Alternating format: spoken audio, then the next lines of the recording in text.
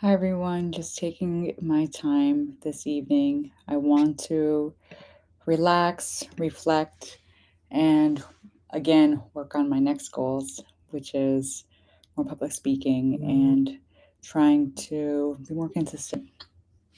But with that, I wanted to take my time today in this video journaling entry to share a little bit more about the New York Marathon that I ran.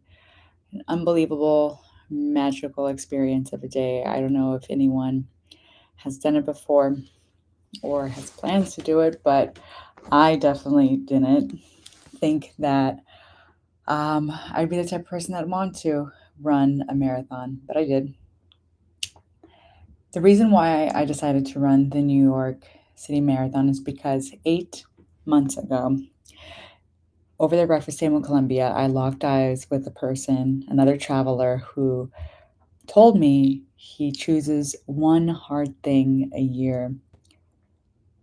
And all of the surrounding things, the difficult things that would have been difficult up until that point, become not easy, but it's not the hard thing, if that makes sense. It makes it a lot easier, um, and not as daunting,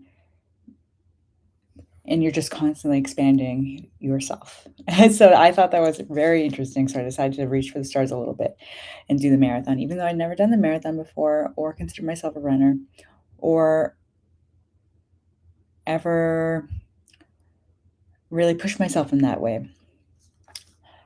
I remember when I was younger, the very first time I decided to run for exercise was about 10 years ago on a beach in Thailand. And I tried to sprint up to this other traveler who had a huge crush on, but I started huffing and puffing about 5 minutes in, and I thought, wow, this is terrible. I need to make a change.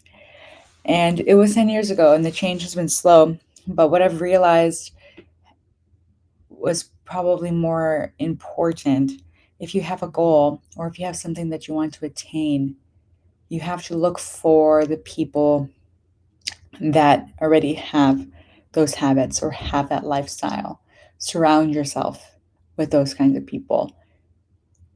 It's going to take time, but if you want to become a person is sporty, if you want to become a person that is organized, if you want to become a person that is happy, surround yourself with those kinds of people. And it'll be very difficult to become anything other than that. At least that's what I've had in my own experience. And it's something that I'm reflecting on. And so this past year, my challenge was to myself that I wanted to become more focused on exercise. And so I did a good job at that. I became more focused on exercise. I was running, playing volleyball, playing all kinds of sports. I've never played sports growing up. And I just consider this such a magical year because of exercise. So now that I've accomplished the 2024 marathon, I'm looking to the next challenge and what it is that I can do. But before that, I would like to share a little bit about the marathon and the day of. If anyone has any, or if anybody wants any tips, I will be more than happy to share.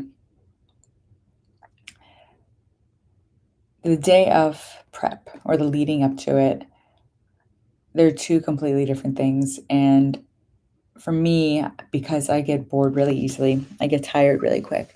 I wanted to sprinkle a lot of different and varying challenges along the way. What did that look like? That looks like saying yes to the New York City walking marathon.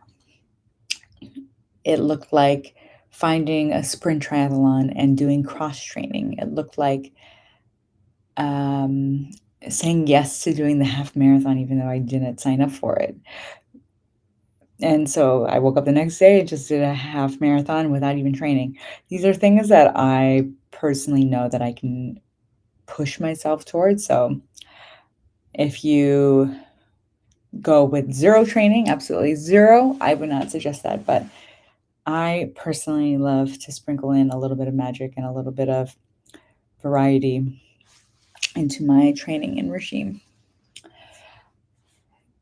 I don't know if that makes complete sense, but it's a lot of fun for me. And with that, I woke up on the day of the marathon completely pumped, completely excited. I keep telling people that I was probably 75% of the way there, in that I wanted to train a little bit more cross training, a little bit more stretching, a little bit more um, running every day for the marathon.